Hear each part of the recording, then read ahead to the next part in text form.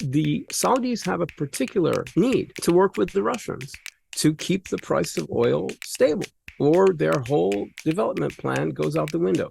So I think the United States also needs to, just as it has discussed alternative plans to provide energy to Europe in the case of a disruption over Ukraine, if we were to demand that the Saudis take a big economic hit to damage the Russian economy by bringing down the price of oil, we would have to have a serious conversation with them about how we're going to help them manage the blow to their economic plans. It's otherwise we're just not caring about them at all. You know, we have those kind of relations with the Western European powers, right? We have that kind of relationship with all the NATO powers, including Turkey. These countries do what they want and do what they need to do, and they have independent policies. But in the end, we're all on the same side on the biggest picture issues. And that's the arrangement we need to develop with our Gulf Arab friends. And there's no reason why we can't. It's perfectly straightforward. By the way, we have that relationship with Israel too. But we don't have it with Saudi Arabia and the UAE because I think Americans have been used to thinking of them as protectorates, or as very obnoxious members of Congress put it after October 5th, client states. You remember that, right? Very obnoxious, very insulting. Right, well, they're not client states. If they ever were, they're certainly not now. And there is no obstacle to having excellent partnership with countries that are more, independent of our influence than these countries have been in the past. And that has benefits as well as costs to the United States. It's in the end, it's a more healthy relationship, frankly. It's a good thing. I really think if we all manage it properly, we'll all be much better off. This is the 966. We are delighted to be speaking now with Hussein Ibish, senior resident scholar at the Arab Gulf States Institute in Washington, weekly columnist for Bloomberg and The National, and is also a regular contributor to many other U.S. and Middle Eastern publications. Hussein, thank you for joining us again. Welcome back. Nice to see you. Thanks, Lucian and Richard. I really appreciate it. We're delighted to have you back, Hussein. You were part of a troika of analysts that joined us after President Biden's visit to Saudi Arabia this summer, and just a lot of good feedback and commentary. People thought that insight was really useful. Great.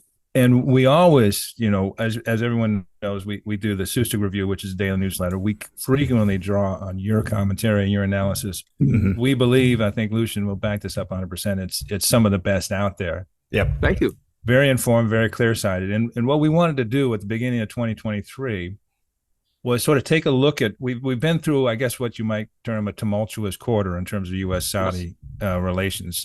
Let's go back to October 5th, when that OPEC Plus meeting, when they decided to reduce quotas 2 million barrels a day. Surprising, I guess, U.S. Policymakers and the administration, and a firestorm ensued. Yep. You've written a series of excellent pieces in Bloomberg, Arab Gulf States, The National, and maybe if you can set a baseline for us, let's start with that event and why. And you've written an article. I'll just take your article that you published in Arab Gulf States. Why the U.S.-Saudi crisis is so bad and so unnecessary. So let's set a baseline there. Let's use past tense. Because it was, because there isn't a crisis anymore. The crisis has passed. Now, a lot of people don't realize this because it's quiet, it's behind the scenes, it's under the hood, but the crisis is not in the present tense. It could easily become in the present tense again, but it's past. So why was there a crisis? Well, basically because the Saudi Arabia has constructed its existentially necessary, non-postponable economic transformation plan on sort of controlling and stabilizing the oil market so that it can have predictable revenues in the next few decades in order to do this. That's because this is a last chance for Saudi Arabia. They haven't done it. And since the 40s, when money started coming in the 50s, they really did not create a post-hydrocarbon viable economy. And unlike the other Gulf countries, which are effectively city-states or something similar to that, Saudi Arabia is actually a very big country geographically. It's a big country demographically. Already today, there are poor people in Saudi Arabia, Saudis, not expat laborers. I mean, actual Saudis who are certainly not well off at all. And they have another few decades of oil money coming in, and that's it. And so either they do it now or they don't do it. And if they don't do it, it's going to be a very tough road. So they really want to do this. And they built their plans in terms of revenues around the OPEC Plus agreement with Russia that they began in 2016. And then in 2020, they had a pricing and production war with Russia to basically determine dominance. And Saudi Arabia demonstrated that it was the dominant senior partner in this arrangement because it could do things that Russia couldn't with its oil revenue. It could shut on and off its oil wells without a prohibitive cost to restarting them. That wasn't true for Russia. All Russia could do was lie that they weren't producing oil when they were, and that's what they did. But Saudi Arabia actually can turn it on and off. If Russia shut down its oil plants, most of them, its oil fields, it's cost prohibitive to restart them. So it basically means, and it's a water gas oil ratio, and it's boring, and I barely understand it. The other thing Saudi Arabia could do that Russia couldn't do is borrow money on advantageous terms. Right. And so with those two advantages, it was able to quickly demonstrate that it was the key swing producer, and Russia essentially accepted grudgingly a secondary role. So now we roll into October 5th of last year, right? You've got several things going on. The first thing is the Ukraine war, and the United States really perceiving Saudi Arabia's continued cooperation with Russia in the context of OPEC Plus, OPEC being the Saudi-led original cartel, and the Plus being Russia and a couple of others. But it's really a Saudi-Russia senior-junior partnership, right? Exactly as I expressed. That looked like Saudi Arabia siding with Russia against Ukraine from Washington's point of view. That was the first thing. Now, from Saudi Arabia's point of view, it looked like defending their oil interests. The U.S. thought it had an agreement with Saudi Arabia that they wouldn't intervene to raise the price of oil. Saudi Arabia thought, yeah, that was true, but that they never promised not to intervene to prevent the price of oil from falling too far down. The U.S. position was that they should wait 4 to 6 weeks. And that would be fine. And the Saudi position was that they couldn't wait, and that if they did take that action, it wouldn't drive the price of oil up. The administration said they could wait, and it would drive the price of oil up. The other thing, of course, was the midterms, because that 4 to 6 weeks was exactly, congruent or chronologically congruent with the midterm calendar. So it had a lot to do with the fortunes of Democrats. Now, the reason that we passed that crisis relatively intact is, first, the Saudis were right. We don't know. It's a counterfactual whether it would have been damaging or not for the Saudis to wait. But we do know that on the one point that is testable, which is, did the quota reduction precipitate an increase in the price of petroleum at the pump and at the commercial register? The answer is no. The Saudis were right. It didn't do that. So there was no reason for the U.S. to be upset about it in terms of the cost of petroleum in Europe and the United States. The second thing is that the Democrats did incredibly well in the midterms. So there's no blame game. Nobody started roaming the landscape looking for villains to blame. And the Saudis would have been there in the top 5 somewhere, and they would have caught a lot of heat from Democrats, especially in Congress. But that didn't happen. So we passed that crisis. Then we passed the next OPEC meeting, which was on December 4th, and OPEC Plus continued the same quotas. And in this case, the administration was prepared for it, and the Democrats were prepared for it, and they didn't have a problem with it because the Saudis had been proven correct. They didn't anticipate it would lead to another oil surge in pricing, and it hasn't. And also, we've been very lucky that it's been a warm winter in Europe, and there's been no oil crunch and LNG crunch and energy crunch in Europe. And the price cap on Russian oil seems to be holding, and everything, all the balls are in the air right now. So everything's okay. And just before I forget, let me say Xi Jinping's visit to Riyadh again went very well for everybody. I mean, basically the Saudis got closer relations with China. China got closer relations with the Saudis. The Saudis did not cross any American red lines. So the U.S. is willing to let China and Gulf countries develop their relations not only as producers and consumers of energy, but even as partners in things like infrastructure development and investment and Belt Road Initiatives related stuff, as long as it doesn't give China a strategic foothold in the Gulf region, in the Red Sea, with regards to the Suez Canal, Bab el-Mandab in the Red Sea, the Strait of Hormuz. These are the red lines. So things like signals intel regarding 5G technology, Huawei, they did a Huawei contract, but it was for cloud computing. So that doesn't cross that red line. It has to do with signals intel capability that could be baked into Chinese technology, or some kind of infrastructure that could have dual use capabilities, so the Chinese could get a strategic foothold. As far as we can tell, none of the agreements crossed the red lines, so it went off okay. Now, at this point, I think it's pretty clear that everything is going much better between the U.S. and Saudi after October 5th for all of those reasons. But I do have to say, we still have these pitfalls ahead of us, because it remains the case that Washington would read U.S. Saudi-Russian cooperation to prop up the price of energy in the context of an energy crunch, especially in Europe, as siding with Russia against Ukraine. And that they still would read it that way. And that could happen. And the other thing is that it's still the case that that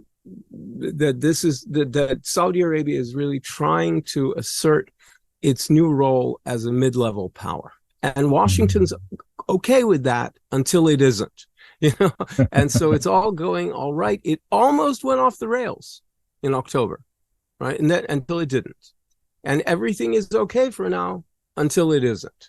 And I hope that is clear.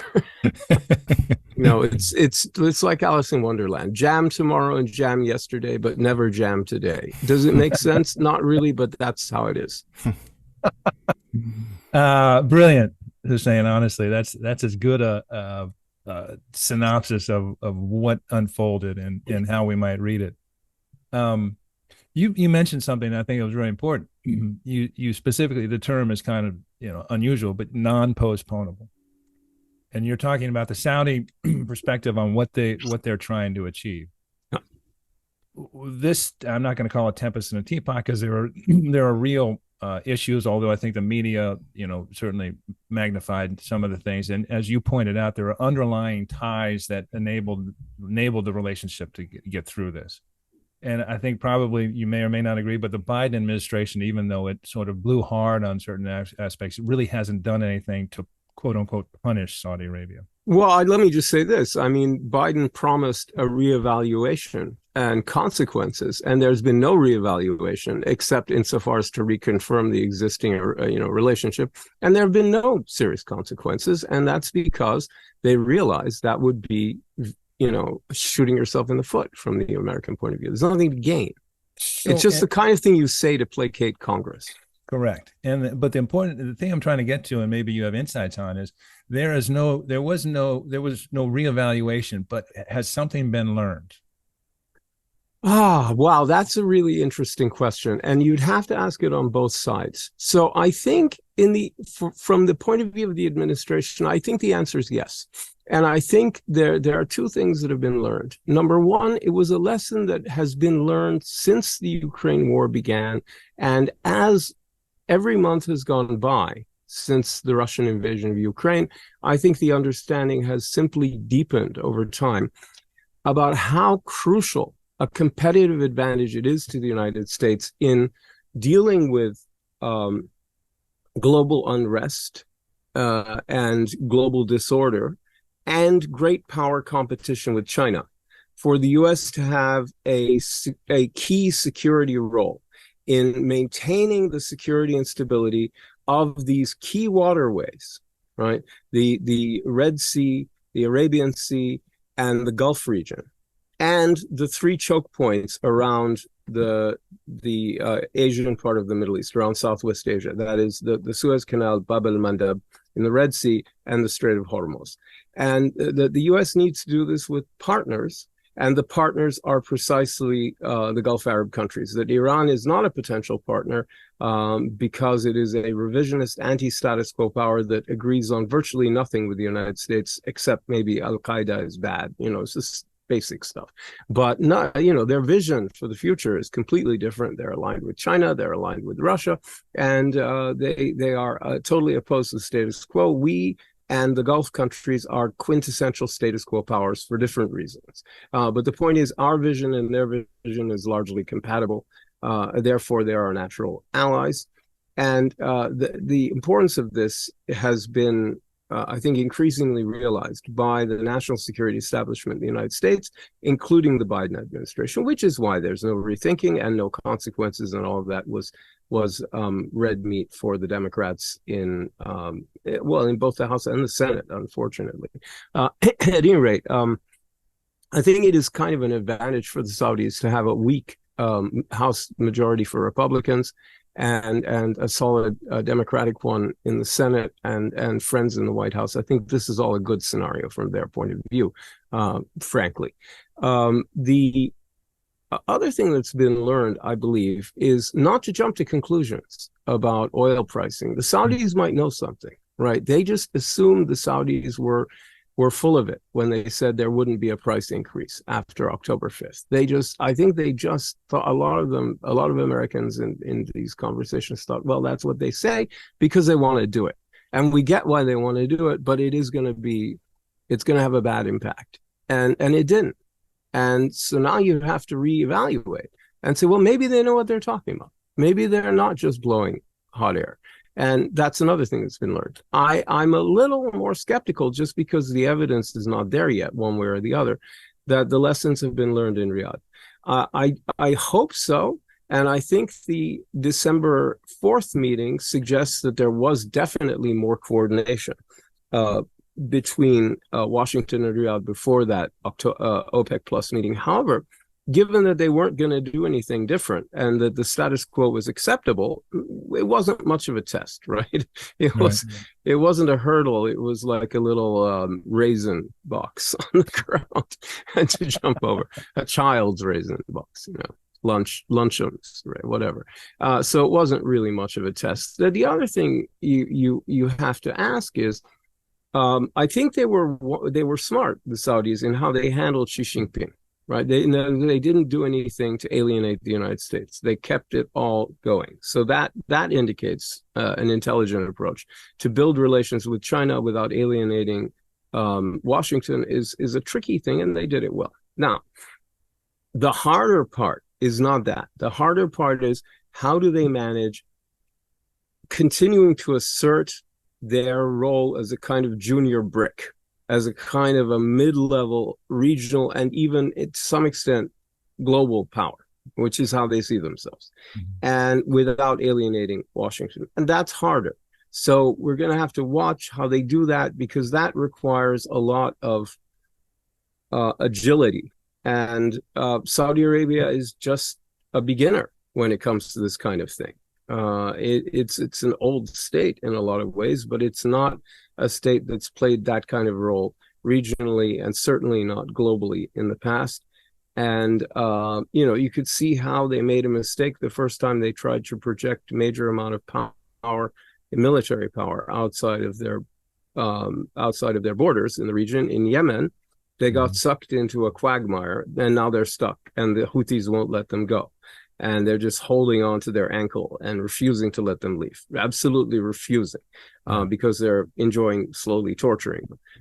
And they think they can get more on the battlefield. But the point is that, the Saudis are new to a lot of this. So hopefully they are quick learners, and we need to, we'll all find out sooner rather than later, I guess. That's a fascinating observation, and something we've talked about on the 966. And this is the Saudi, you referenced middle power, and we've talked in the past on the 966 on how the Ukraine invasion, the invasion of Ukraine by Russia, has brought to the fore this fundamental difference in understanding of how they want the world to work. They want a multipolar world. They want to have relationships, but also, they ticked over into $1 trillion economy this year. They may fall back, but they're now $1 trillion. So they're firmly in that middle power, 10, they're a big deal. 10 to 20 in global GDP, national GDP. Absolutely. And so they want to behave differently. Obviously over the last 18 months or so, Mohammed bin Salman has done significantly more diplomatic outreach, travel to Turkey, Egypt, EU states. So it's an evolving relationship. Now, you have talked about, and I'll quote you to yourself, which forgive us, but in one of your articles, and it was the one you did for Bloomberg when you were talking about the ocean, Navy's AI maritime surveillance, digital ocean, But you say, by clarifying exactly how the Carter Doctrine functions in the 21st century and what types of threats would trigger U.S. military responses, Saudi Arabia and its neighbors need to know when exactly the U.S. will step in to defend them. Yeah. Well, this remains an unanswered question, and it's a problem in the relationship, because while the relationship maybe never was exactly oil for security, that's certainly how it was perceived in the United States. And there was an element of that in the Gulf as well, right? And it really was kind of defined in terms of the Carter Doctrine, where the Gulf countries were assumed to be cooperative on energy pricing with the United States and with the West in general, and that the United States was committed in the immediate aftermath of the Iranian Revolution, the real threat that radical fundamentalist Iran was posing to the region at the time, and still does. That the United States committed under Carter in 1980 to intervene, if necessary militarily, to any external force threatening the region. And what really that meant in practice, and it was understood on all sides to really mean that if there were an invasion of a Gulf country by another country, by Iran, by Russia, by whoever else, anyone else, that the United States would intervene to preserve the status quo. And in fact, it got tested in 1990. In August of 1990, indeed, Iraq invaded Kuwait, and the United States intervened in 1991, January 91. After that, Desert Storm, liberated Kuwait, but stopped at the Iraqi border very wisely. Did not go further, and just said, okay, we carried out the UN Security Council mandate. We have repelled the invasion. This is exactly how the Carter Doctrine was imagined, right? The threat was imagined as a kind of mechanized punch into the oil fields or the cities or both of the Gulf countries by some foreign threat, Iraq, Iran, Russia, somebody else, and the United States intervening to stop that. Right. Now, this is a very 20th century notion of threat to Gulf security. Right. This is very 1980s, 90s, that kind of thing. Now, the threats are not conceptualized as Saddam's mechanized divisions or any equivalent from any other country. It's thought of in terms of drone and missile attacks from Iran or its proxies like the Houthis, in terms of cyber warfare, in terms of next generation sabotage, the kind of stuff you started to see at a very low level, but you could really ratchet it up at a high level, that you started to see from Iran during the campaign of maximum resistance. After a year of maximum pressure under Trump, in the last year of the Trump administration, you really saw a lot of sabotage, and culminated in the Iranian missile attack on Abqaiq and Khurais, the Saudi Aramco oil fields, that knocked production offline for like a week, and could have even been worse, but demonstrated Iran's growing capability in not just missile and drone rocket technology. This was not the Houthis. Anyone who bought that for a second was silly, and I think we've known for years that it wasn't the Houthis, it was Iran. And it was a great demonstration of precision and hyper-precision guidance, because as I understand it, one or two missiles failed to strike their targets out of about 30 or 32. They were very precise. They hit in the middle of the night. They knew where to hit. They knew what to hit, and they hit with precision. And this was very alarming. So you already have this Iranian missile threat, which is overwhelming. And you take a country like the UAE. Of all of Iran's foes, the UAE is uniquely vulnerable because it has no strategic depth, none at all. Right, a few missiles on Burj Al Khalifa or some big buildings in Dubai or something like that, or in Abu Dhabi, and the whole model, the whole structure is messed up. It may be Humpty Dumpty. It would be really hard to address that. Saudi Arabia has some strategic depth because of its geographical size and the number of cities and things like that. Israel has a kind of strategic depth because of its nuclear arsenal, its own deterrence, and it may well be a second strike deterrence. It may well have submarine capable nuclear weapons on the German Dolphin submarines. We don't know that for sure. They kind of hint at that, but it could be, it could be lying. It's very hard to know. But don't bet against it, because they may well have that capability. And that is another kind of virtual strategic depth, right? UAE has no strategic depth. So all these countries are very vulnerable, but especially UAE. And then all of them are very vulnerable to cyber attacks, to all these things that we're talking about. But because some of them have gone answered, and some of them have gone unanswered by the United States, like Abqaiq and Khurais. Trump's reaction was, hey, no Americans died. I'm not doing anything. There's one report in the Wall Street Journal that said that U.S. offered a joint counterattack and the Saudis wouldn't do it. I'm afraid I don't believe it. Everything else cuts in the other direction. It just doesn't scan. I think that's wrong. I don't know who put that out for what reason, but I don't believe it. I think it's very clear. Trump just said, America first. I'm not interested. And, that I think that was a shock to the Saudis. And I think it was an inflection point for them in terms of doubling down, tripling down on strategic diversification. And so what it means is we still have the Carter Doctrine.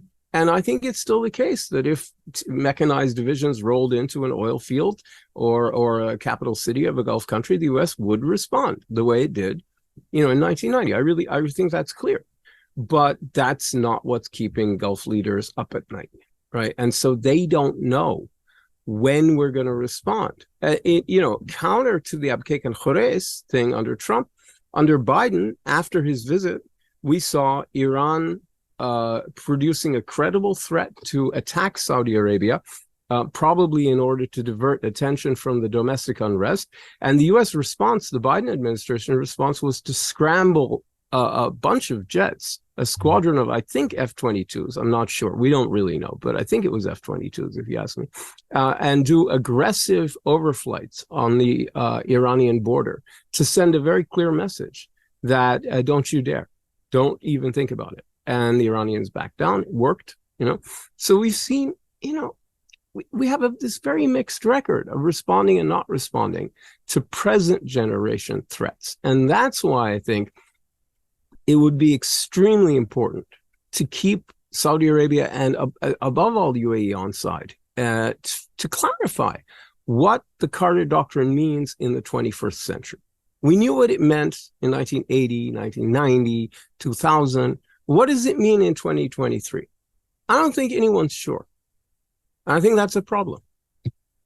And it's a monumental challenge, because we're talking about, you referenced them, we're talking about gray war tactics, cyber, drones, things that are sub below what might be a traditionally observed threshold of an act of war. Casus belli, right? Yeah, and a lot of them are deniable, right? They say, well, we didn't attack Abqaiq and Khurais. That might have been the Houthis. It could have been the PMFs. Who knows? Right. Maybe it was a false flag operation by you guys. Who can say? I mean, it's all that sort of nothing is real and everything could be true kind of thing. And that's the world we live in. It's not, World War II or 1980, summer of 1980. It's not. So you do point summer of 1990. Right. Excuse me.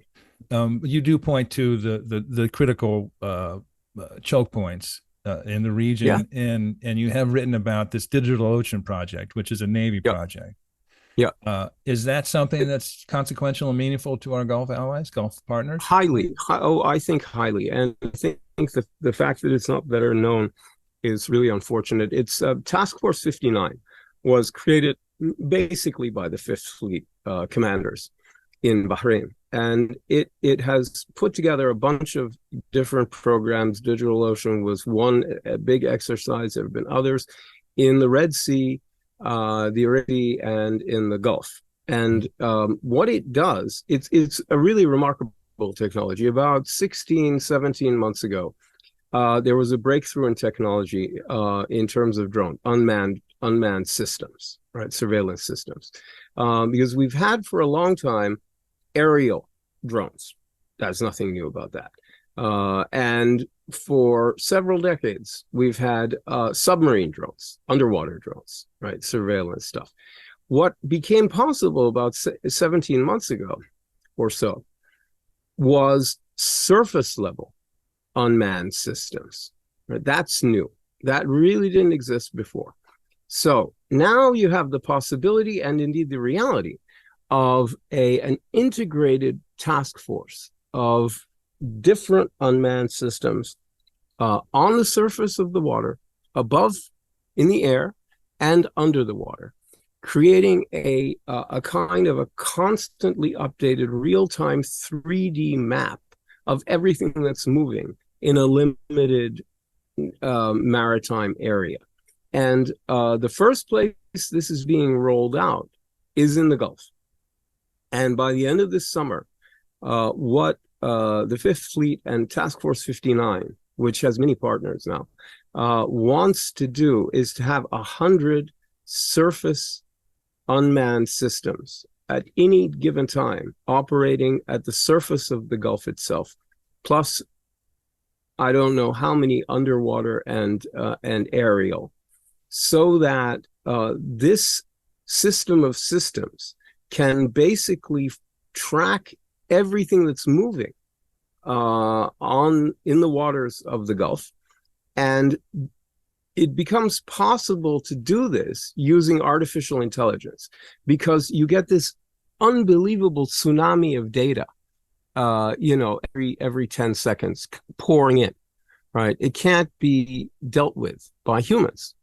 But artificial intelligence can weed out what is expected and interpretable and understandable from the data versus something that seems unexpected, something that seems inexplicable or dangerous or hits a red flag. At that point, automatically, other systems, underwater drones, aerial drones are brought in to get more data beyond the surface level data, and human operators are brought in to evaluate this data from the surface level drones and also the unmanned systems above the air and underwater. All of this is happening in real time. You're using satellites, including Elon Musk's fancy satellites, if we get even faster. The American what they want of this 100 unmanned systems on the surface level at any given time, they want 20% to be American, 80% local Gulf or French and British, who are the other two cooperative. They're going to roll it out very soon also in the Red Sea and the Arabian Sea. There, I think you might find Israel participating, Egypt certainly participating, and other countries as well, Saudi definitely. And again, there's going to be an emphasis on burden sharing. So it's American technology mainly, but the cost and the manpower is going to be borne by others as well. And the U.S. is kind of coordinating this. So what's interesting is the American human operators are going to be in San Francisco. And they're going to be doing real-time surveillance of the waters of the Gulf, the Arabian Sea, the Red Sea, from San Francisco. And it's going to be in real time. And yeah, this is a major breakthrough. Of course, it's of interest to these countries because their bread and butter is maritime security. One of the biggest threats Iran has held over the region for a long time is the idea that they would blockade the Strait of Hormuz. And they have many plans to do it in different ways.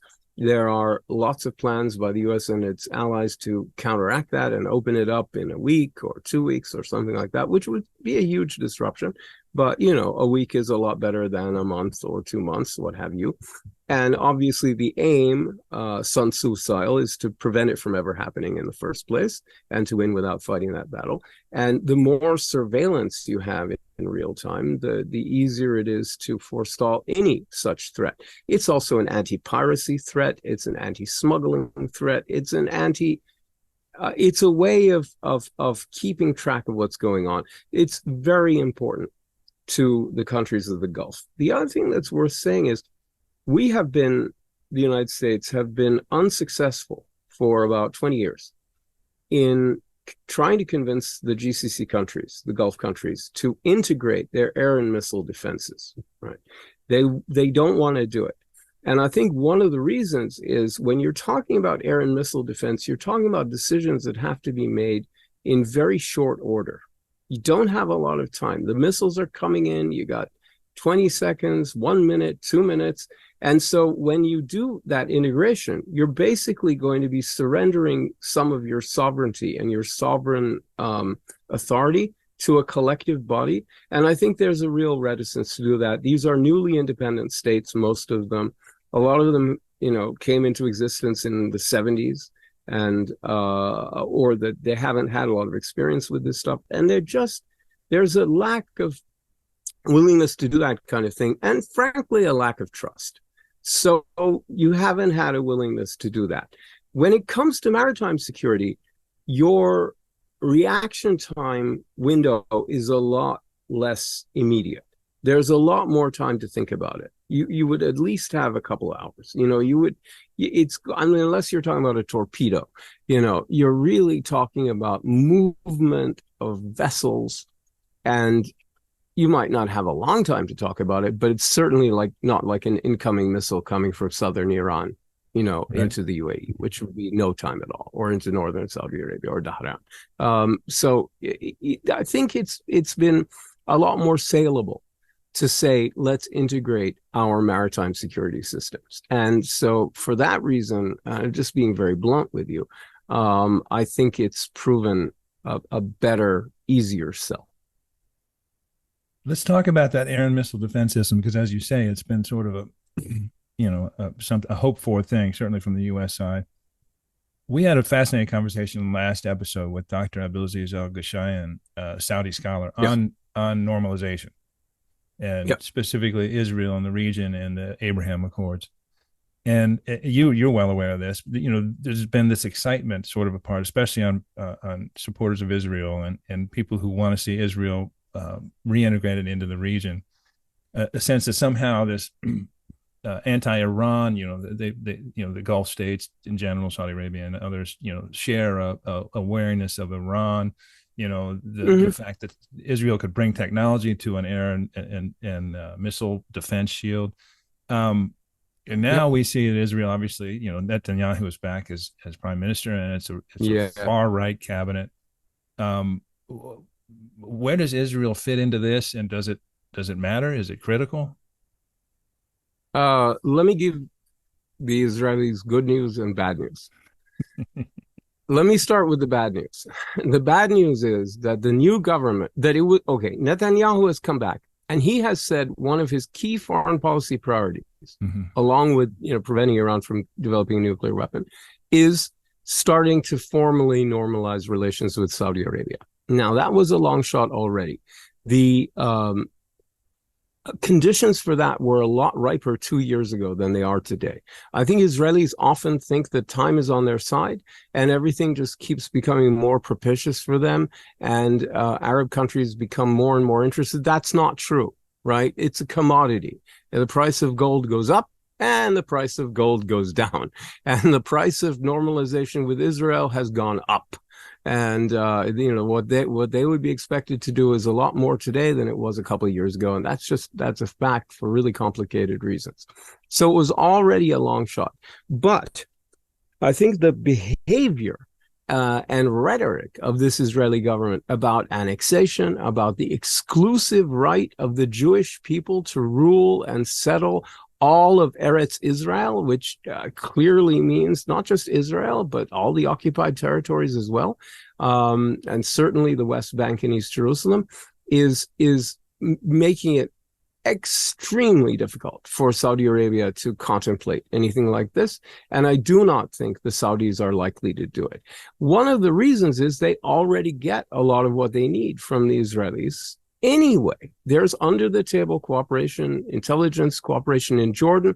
Israel does what Israel does anyway for its own interests regarding Hezbollah in Syria and countering it in Lebanon, regarding the PMF groups in Iraq, and the shadow war that they're having with Iran over the nuclear issue, with sabotage, assassinations, cyber attacks, Sputniks, whatever else it might be, all these mysterious fires and explosions in Iran.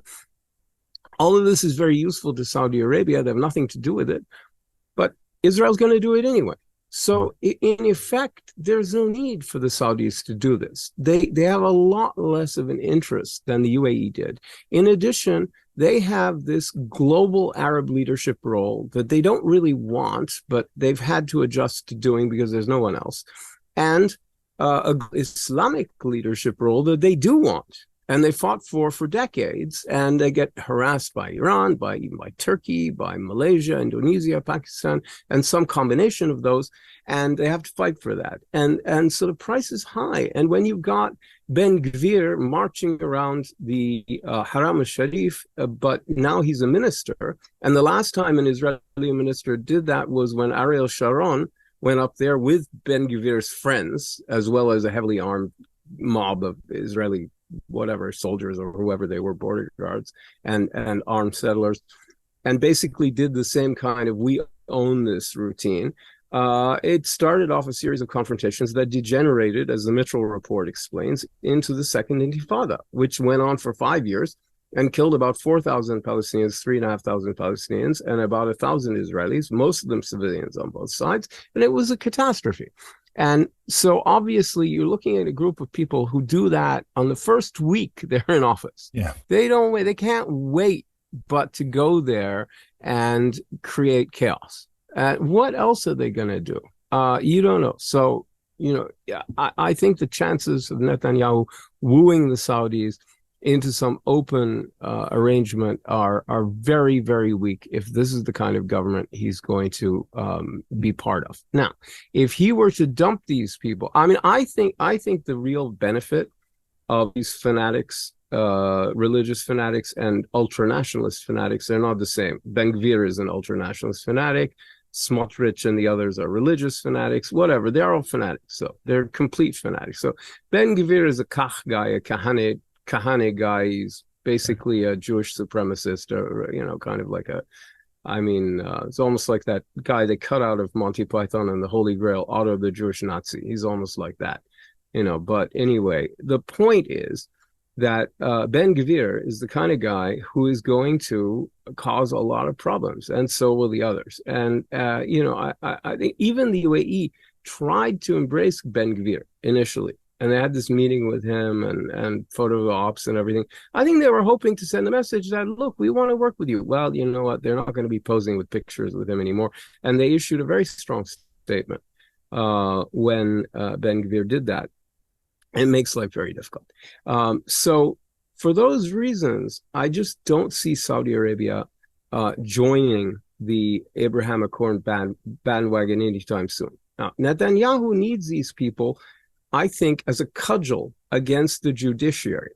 And he's hoping to get out of them. He's hoping to give them some annexation stuff, maybe, or some Orthodox Jewish supremacism against non-Orthodox and ultra-Orthodox, especially the Reform Jews, including most American Jews, give them some kick in the behind on behalf of these people, which is weird because Netanyahu himself is not a religious. He's sort of basically a secular right-wing guy.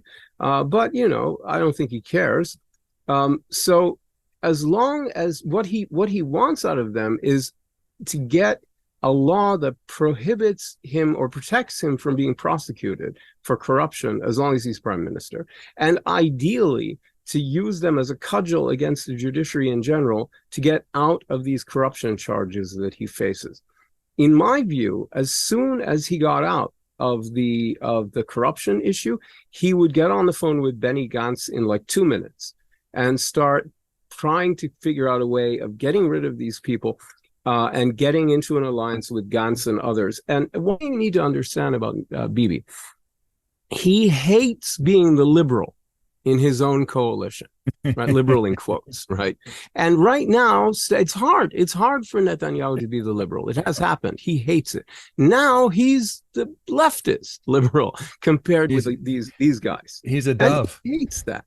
So I think he would look for the earliest opportunity to dump them. But as long as he's facing, you know, serious corruption charges, he probably needs them. And as long as they're around, you forget about Saudi Arabia. There's just no chance. So let's return to the Saudi-U.S. relationship, and let's. No, there's something else I should say. I almost forgot something. Yeah, it's very important. In terms of air and missile defense, yeah, Israel can play a big role. By the way, if they stop playing these ridiculous ultranationalist games, they could. Mm-hmm. And I want to point something out to you. After the deadly Houthi missile attacks a year ago, last January, in Abu Dhabi, after a long negotiation, Israel sold or installed or put for a price the early warning radar system part of Iron Dome. They wouldn't sell the whole of Iron Dome to anyone, or Ukraine or anybody, but they did. I guess they sold it to somebody, but not. Maybe they didn't. I guess not. Anyway, they did give the UAE and Bahrain the early warning radar system, and we don't know the details. I don't know the details, and no one I've met knows the details, or who would tell me. And this includes serving ambassadors, and they don't know the details. There is some kind of cooperation. There's some kind of information sharing triangle between Manama, Abu Dhabi, and Israel going on here in terms of the information. I don't know if it can be cut off. I don't know who controls the tap. I don't know what terms there are. I don't know anything about it. But I do know that it's the first major chip in the wall of resistance to integrating air and missile defense ideas. In other words, it's proving that they're liking it. The UAE is liking it. Bahrain is liking it. The Israelis are liking it.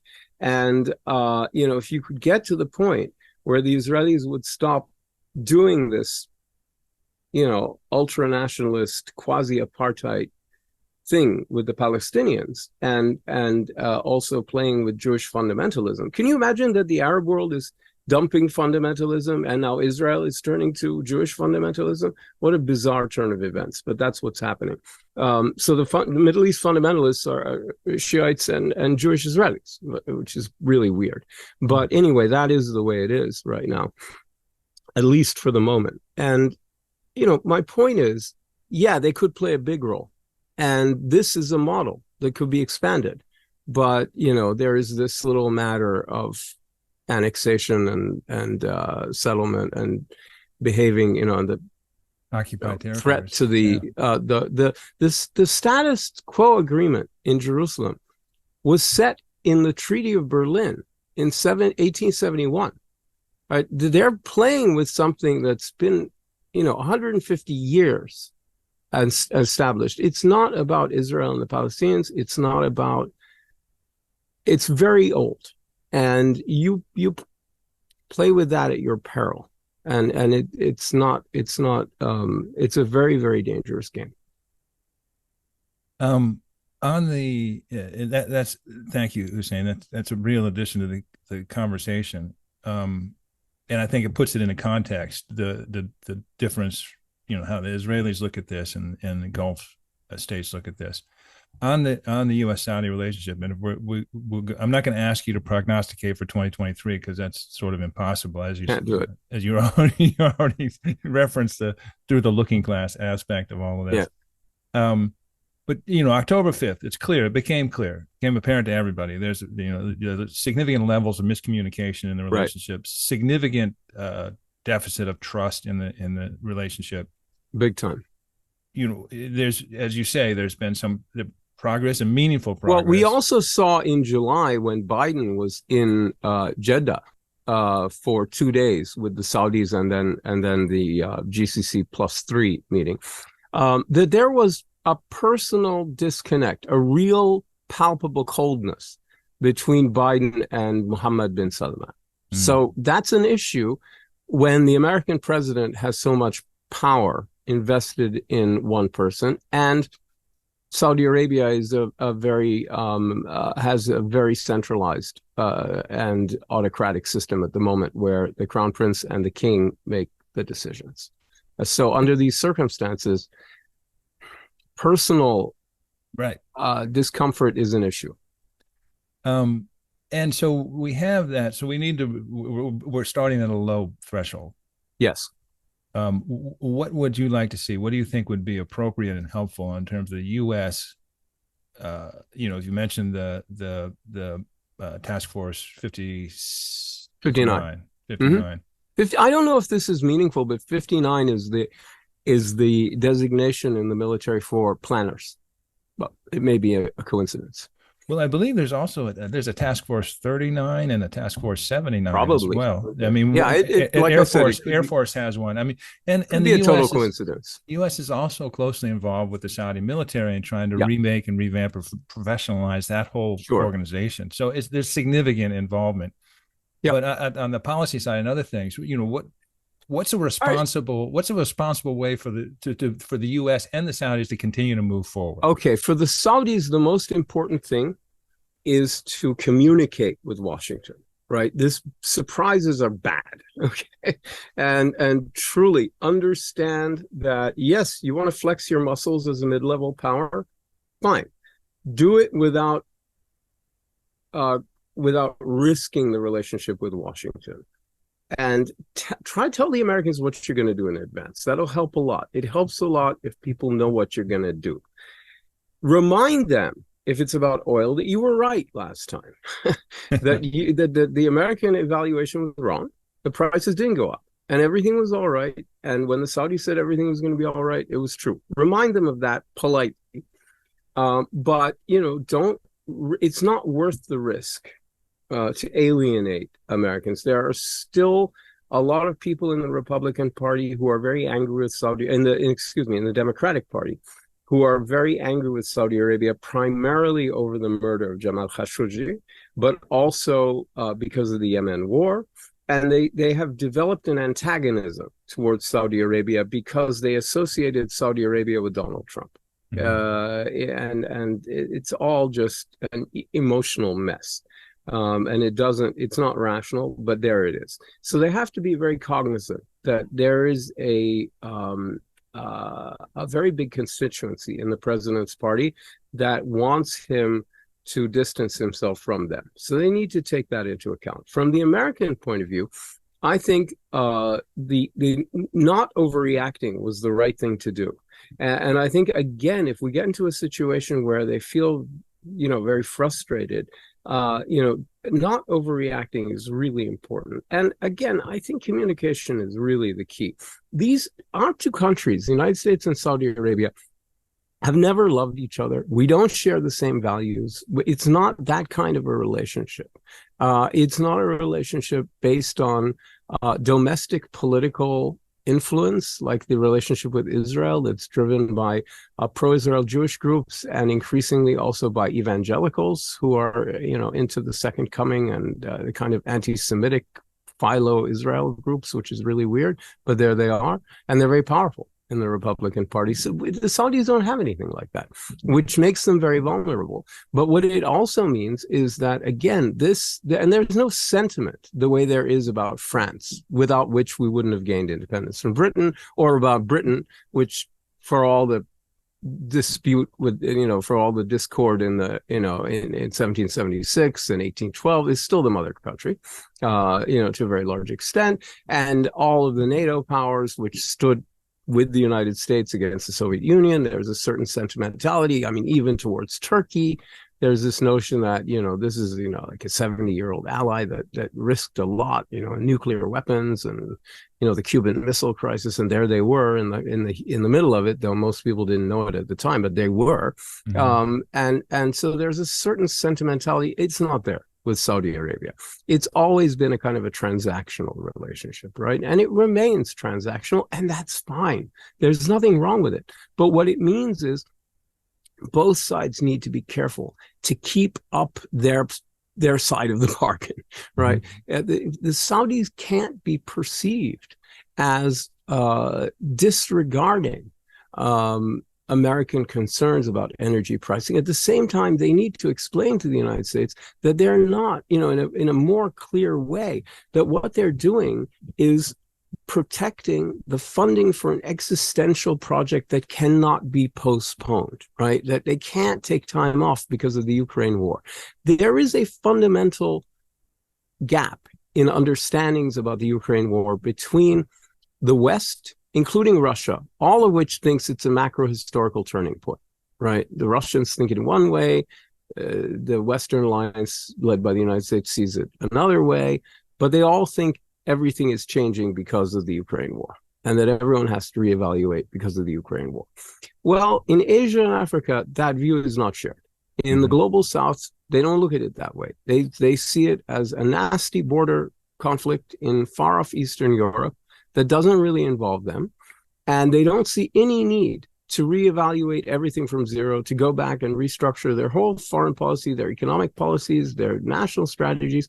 I mean, if you look at the way India talks about Ukraine, very bluntly, as just something that's happening over there, and we're not interested in rethinking, we need Russian oil, we need this, we need that, and we're not gonna, too bad about Ukraine, we think it's terrible, but you know what, we got to go forward with bringing 1.5 billion people, or billion of them, out of poverty, and that's what we're doing. And don't talk to us about Ukraine is important, but it's not the be all and end all. It is for you, but it's not for us, and that's the way it is. And I think that point of view extends to the Middle East. It extends to Saudi. It extends to the UAE. You know what? It extends to Israel. Right? The Israelis were not comfortable. They have not been. None of the key U.S. military allies in the region have responded this way. The Israelis finally realized they had to do it, and they pretended they're in, but they kept the door open to Moscow. Same with the UAE, but the Saudis have a particular need to work with the Russians to keep the price of oil stable, or their whole development plan goes out the window. So I think the United States also needs to, just as it has discussed alternative plans to provide energy to Europe in the case of a disruption over Ukraine, if we were to demand that the Saudis take a big economic hit to damage the Russian economy by bringing down the price of oil, we would have to have a serious conversation with them about how we're going to help them manage the blow to their economic plans. It's otherwise we're just not caring about them at all. And I think in the long run, what's necessary is a recommitment to working with the United States on energy pricing from the Gulf countries, and a recommitment, a clarification of what the Carter Doctrine does and doesn't mean in the 21st century. And I think we made a lot of progress in adjusting to Saudi Arabia and even the UAE emerging as kind of mid-level. In the case of Saudi global, in the case of UAE regional powers, that means more burden sharing. It has a lot of positives to the United States. It means burden sharing. It means, their relations with China are disruptive of the Chinese-Iranian partnership, which is very helpful to the United States. It has a lot of benefits. It means they're going to ask us for a lot less, for what we don't want to do and a lot of stuff. But we've got to, I think, sort of work with them to manage their emergence in such a way that, we have those kind of relations with the Western European powers, right? We have that kind of relationship with all the NATO powers, including Turkey. These countries do what they want and do what they need to do, and they have independent policies. But in the end, we're all on the same side on the biggest picture issues. And that's the arrangement we need to develop with our Gulf Arab friends. And there's no reason why we can't. It's perfectly straightforward. By the way, we have that relationship with Israel too. But we don't have it with Saudi Arabia and the UAE because I think Americans have been used to thinking of them as protectorates or, as very obnoxious members of Congress put it after October 5th, client states. You remember that? Right? Very obnoxious, very insulting. Right? Well, they're not client states. If they ever were, they're certainly not now. And there is no obstacle to having excellent partnership with countries that are more, independent of our influence than these countries have been in the past, and that has benefits as well as costs to the United States. It's in the end, it's a more healthy relationship. Frankly, it's a good thing. I really think if we all manage it properly, we'll all be much better off. Hussein Ibish, senior resident scholar at the Arab Gulf States Institute in Washington, weekly columnist for Bloomberg and The National. Also a really great follow on Twitter. Hussein, you're one of my favorite followers on Twitter. You can follow him at IBISH blog. Hussein, thank you so much. This was wonderful. Thanks, Lucian. Thanks, Richard. I really appreciated it. It's great. And hope to come back sometime real soon.